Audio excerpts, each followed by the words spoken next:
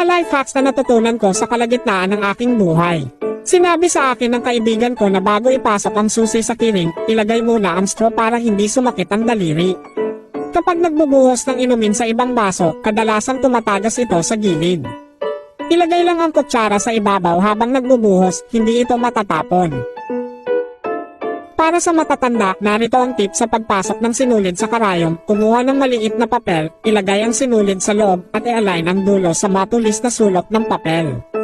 Ipasok ang sulok sa butas ng karayom, pisilin, at hilahin, tapos na agad. Painitin ang takip ng bote gamit ang apoy, itulak ito gamit ang toothpick, gupitin ang ibabaw, at magagamit na ito bilang bote ng pampalasa. Kapag ang mahalagang dokumento ay dumikit sa tape, hilahin ang magkabilang dulo ng tape sa halip na pwersahin. Hindi masisira ang dokumento. Kung magkadikit ang dalawang mangkok, ilagay ito sa ilalim ng umaagos na tubig at mahihiwalay ito ng hindi nasisira.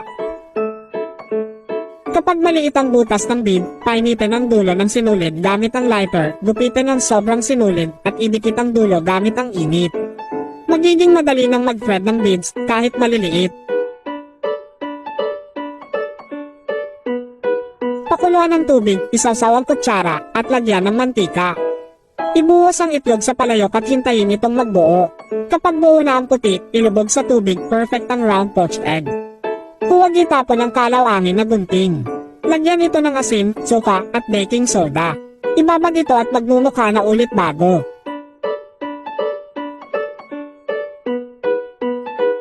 Para hindi agad masira ang saging, hugasan ito upang matanggal ang ripening agent, tuyuin, at balutin ang tangkay gamit ang basang papel. Tatagal ito ng 2 linggo.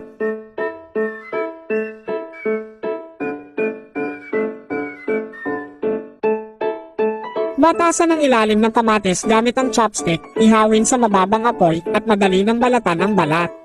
Gustong-gusto ito ng mga bata. Itupi ang straw, gupitin sa gitna, at gawing pantikip sa mga plastic na bag. Instant seal. Para maiwasan ang baradong lababo, gupitin ang bote, batasan ang ilalim, at ikabit sa tabi ng lababo bilang filter.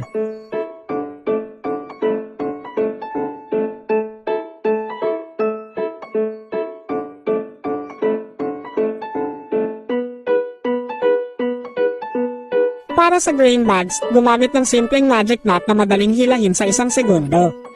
Kapag mali ang paglagay ng waterproof ring sa tubo, tiklupan ng tali, ipasok sa ring, at hilahin para maayos itong maikabit.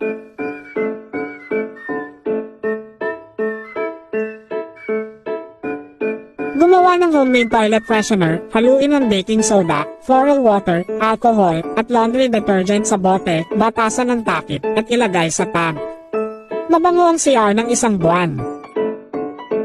Kung makapal na ang kalawang sa tapore, lagyan ito ng balat ng orange, itlog, alcohol, at tubig.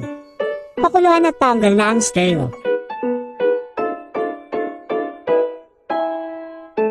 Kapag maluwag ang drain pipe, gumamit ng plastic na bag, itali ng zip tie, at gawing seal.